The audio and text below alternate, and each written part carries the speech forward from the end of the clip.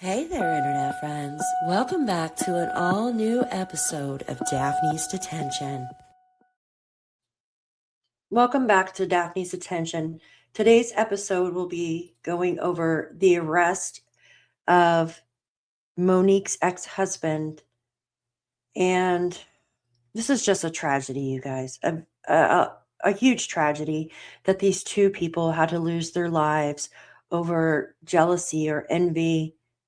I'm not really sure what was going on in this man's head, but reports have stated that the ex husband was actually standing outside of the Tempe's home. Neighbor heard somebody talking that night. This guy was stalking them. Now, I want to go over just a brief statement from the family on the arrest of Monique's ex husband. I also want to show you the case information that was just posted on his arrest. Now, first off, I want to go over this statement, and this is from the Tempe family, right? This was released, and the opening, regarding their arrest says today's arrest is a significant step towards justice for Monique and Spencer. I want to put their photo up here a little bit better for you. There we go. While nothing can reverse this tragic loss, the family is grateful for the best work that the police department can do and assisting law enforcement that led to the capture of the individual involved. They also express thanks to the community for the support. As the legal process continues, they trust the justice system will ensure the accountability. The family emphasized that Monique and Spencer's memory and love remained central, and they are focused on caring for the two young children left behind, honoring their parents' lives and in a positive impact. Now, this is just for reference. So the suspect is, in fact, the ex-husband of Monique Tempe. They were married in 2015 and soon divorced after that. Now, there was some records indicating that something in the court was still going on in September of 2025 with her ex-husband. We do know there was a restraining order against him. We're going to go over that in just a few moments. Now, Mr. McKee, he's a 39-year-old vascular surgeon from Chicago. He was previously married to Monique from 2015, and they divorced with a private judge's help within I think it was 5 weeks, 6 weeks or something like that. Do you know that her parents actually moved her out of the house, with a U-Haul, while McKee was at work? He had no idea. She got the hell out of Dodge. There's obviously something wrong with this man, right? And we will go over also, how did he get inside of their home? Now, I thought, well, maybe this guy was watching from afar, and saw the code entered in the keypad, or if he entered with the keypad. He could also had tried the children's birthdays, or maybe it was the wedding date of Spencer and Monique. That was the code to get into the home. Also, another way is if maybe you could put tape over the keypad, and it would show the fingerprints, right, from the oils on our fingers. So there's other ways of getting in. He got in either way. So maybe there was a malfunction or something. Maybe he got in through a window. We just don't know. So the incident, Spencer, 37, and Monique, 39, were found deceased from a gunshot wounds in their home in Columbus, Ohio on December 30th. Do you know that their wedding anniversary wasn't too far away from that? And you could tell this was deliberately done out of envy and anger, because I mean, that's one of the biggest motives right there, because it was done around their wedding anniversary. There's also proof that someone, well, we know who that someone is now, watching that wedding video over and over and over and over again. We also know that someone, we know who that someone is now, searched their names, their address back on November 11th, guys. We showed that in yesterday's episode. This was premeditated. It wasn't I'm just going to get up today and go unalive somebody. This was premeditated. The arrest, McKee was apprehended without resistance in Rockford, Illinois on January 10th, 2026, and faces 2 counts of murder. The evidence: the investigators utilized neighborhood surveillance footage to identify a vehicle linked to the suspect, arriving just before and departing shortly after the homicides. The victims, Spencer Tepe, was a local dentist. The couple's 2 young children, aged 1 and 4, were found unharmed at the residence. Now, I do want to mention something. We were going over why the friends and coworkers were calling right away. For instance, some are like, I cannot believe they were all calling and freaking out like that. That is telling me maybe they knew something wasn't right, because in the phone call, the one dentist says, we can't get a hold of his wife either. We think something's wrong. And that tells me, well, maybe Spencer had mentioned something to his coworkers. I mean, they were all friends, right? Maybe he had mentioned something to them about her ex-husband maybe showing up at some time. The neighbor said he was standing outside of their fence, guys. That's creepy. That is creepy. So I want to go over a few of these things here for you, and then we're going to get into the case file. Now, this is just the local news from there. We're going to play this, and then we're going to get into the case file. And there's some strange things going on in there. Give me 1 second. That. Right. This afternoon with a major update in the investigation into the shooting deaths of a Central Ohio dentist, Tepe. Good afternoon. I'm Jared Smalley, NBC4, breaking into regular programming. As first reported by our partners at the Columbus Dispatch and confirmed through court documents obtained by NBC4, a suspect has been arrested and charged with the couple's murder. Michael David McKee was arrested today in their murders. Spencer and Monique were found suffering from multiple gunshot wounds in their Weinland Park home December 30th. Their 2 young children were also inside, but unharmed. And in the days following, police released a video earlier this week, in fact, showing a person of interest walking behind the Tepe's home around the time of the murders. Let's get to NBC4's Delaney Ruth, who has been working on this story since first.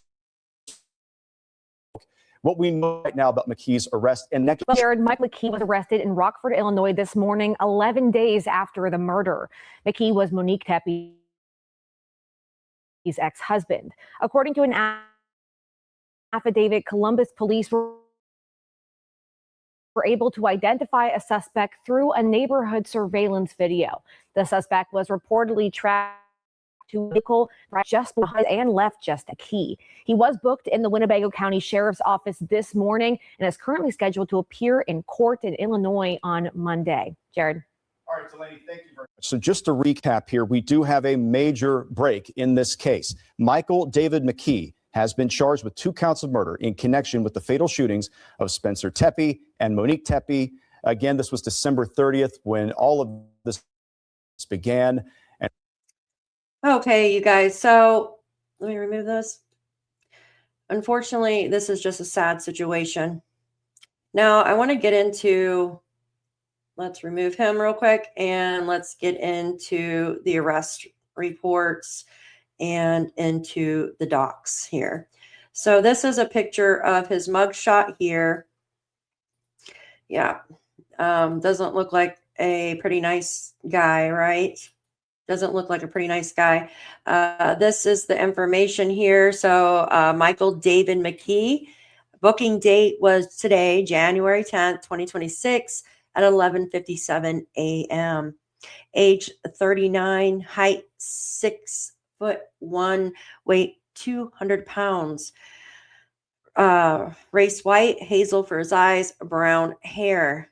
Next court date is on Monday, January 12th at 1:30 p.m. There is no bail amount, as you can see here. It's blank. Hold out of state. All right. Here's the clerk of the Franklin County Common Pleas Court, Columbus, Ohio, 43215. This now, I'm going to be going, this before we get into the case file, I want to go over their dissolution of marriage. So their divorce decree, just a few pages of it that I thought were quite interesting, right? So let's get into this. The Franklin County, Ohio courts, and gives the names here. She was Sabertaski, I believe that's how you pronounce it, versus Michael D. McKee. Gives the case number. Here's the judge. It goes on to say the case listed above has been set for divorce hearing 2017. So now they were married in 2015. So maybe it was still taking place. I know it only lasted for 7 months. So I think maybe it wasn't final. I don't know.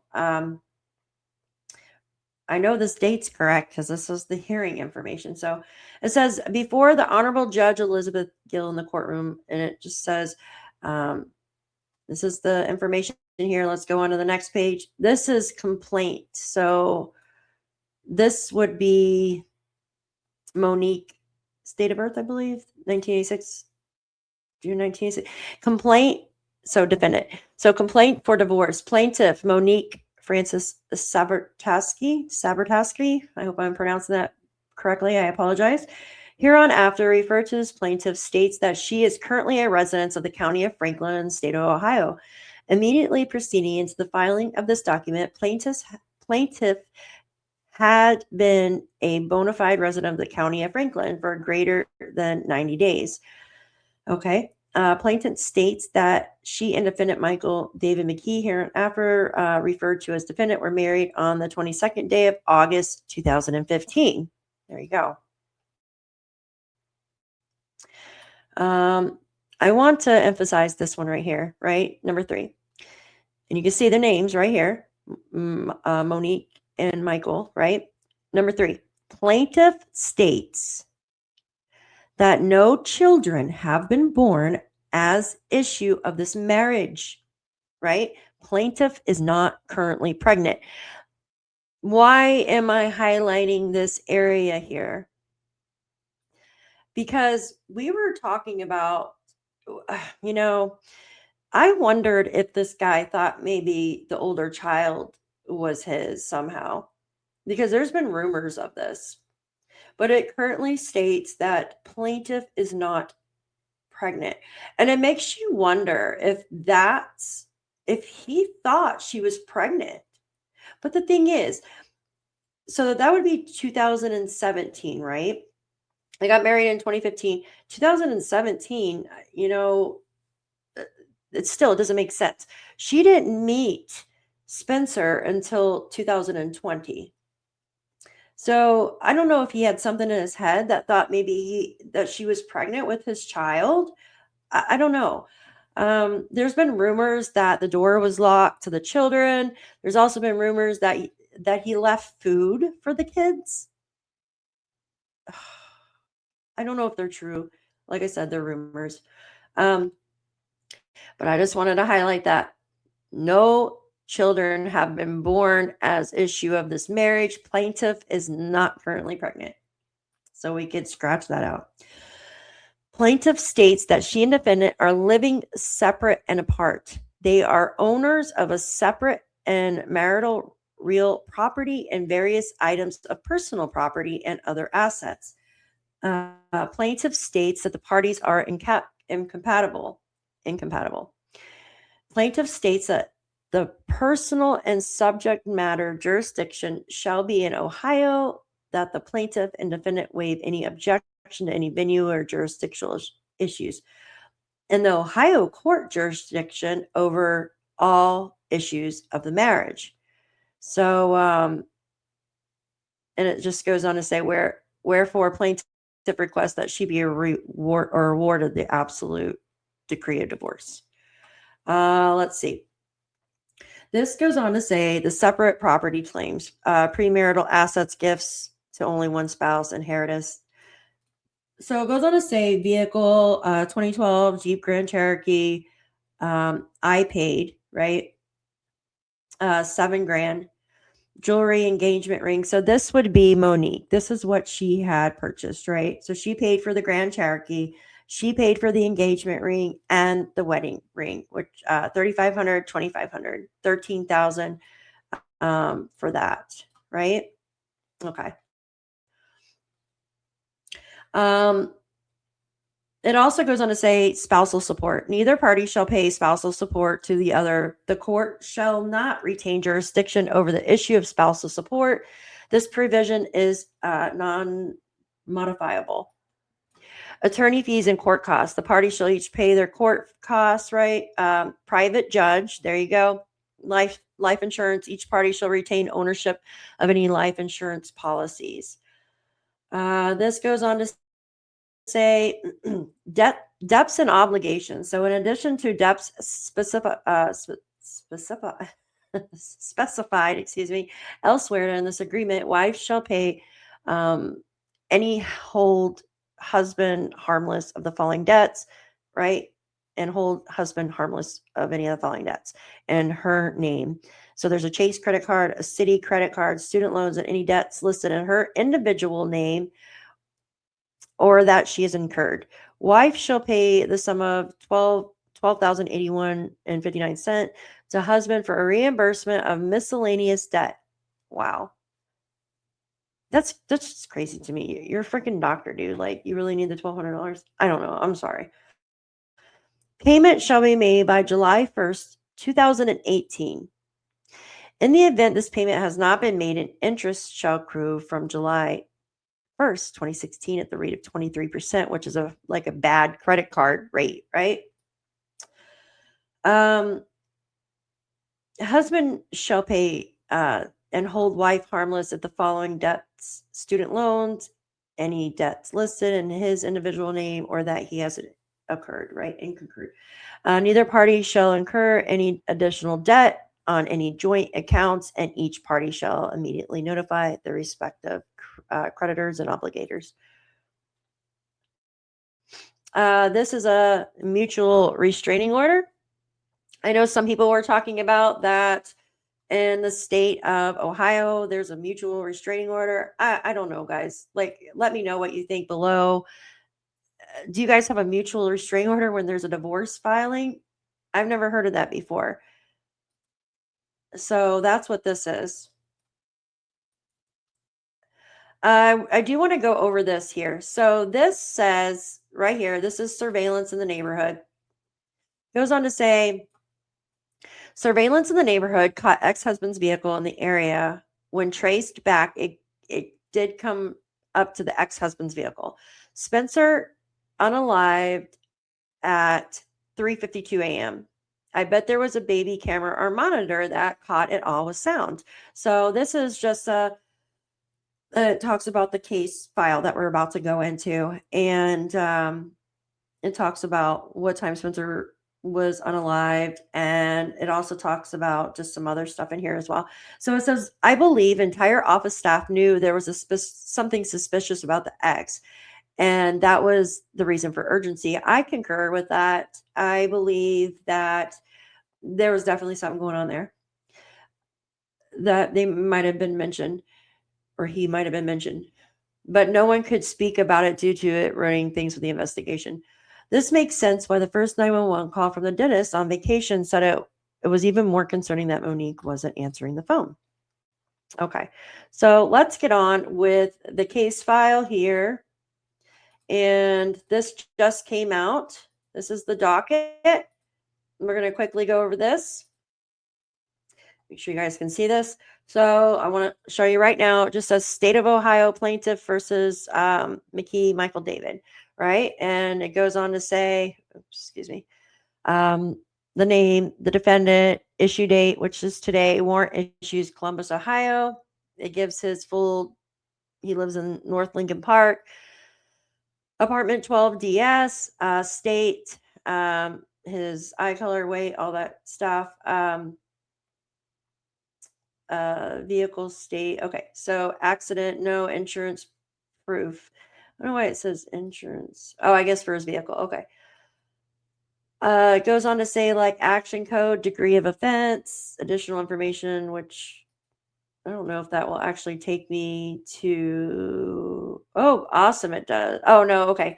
So I clicked on that. It just takes you to vehicle like information, like seatbelt tickets or something like that. Okay. Not having a seatbelt and stuff on. That's all that takes me to when I clicked on that. So it goes on to say that there was a warrant issued, administrative, it talks down here, alert issued, warrant issued, supporting affidavit, determination of probable cause filed, fingerprints required. This guy like screwed his whole life up, right? Like he just stupid. See what envy, anger, see what this can do to people. It's so sad. It's really sad that he did this to. It's just really sad. Very sad, very sad. But I want to thank you for watching today's episode. Remembrance service will be held for. We will be doing another update, probably a live tomorrow. So make sure you are subscribed to the channel.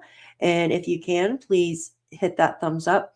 I want to hear from you down below. What do you think about this case? How do you think Mr. McKee got into their home? Why do you think, what was his motive? What do you think his motive was? Did you think that maybe he thought one of the children was his? Did Monique owe him money for one of those assets one of the assets in the divorce decree? Was interest piling up and she didn't pay? What do you think? I want to hear your answers below because this case is wild. Yeah, he kind of gives me Brian Koberger like, ugh. Do you know he's a vascular surgeon? Do you know, have you seen a vascular surgeon before? Like someone, I mean, they take veins from it's very, very tedious work. You've got to be very intelligent and it's hard work. You know, I believe that all of us kind of look the other way. When we hear ex-husband, we automatically think yes. But since we have an ex-husband that's a doctor, we automatically kind of overlook that. Why? Because doctors are meant to heal, not hurt. And I believe that is why a lot of us kind of look the other way. You know, I had my my concerns with him, especially after looking over these documents, their divorce decree. But you look at a doctor and you're like, oh gosh, no, that's a doctor. It's someone that's supposed to heal you, not hurt you. So he's definitely a sick individual. No, there's 2 children, 1 and 4, that are going to be growing up without their parents because someone is sick in the head. But I appreciate you watching this episode of Daphne's Detention. We will catch you next time. Thank you again.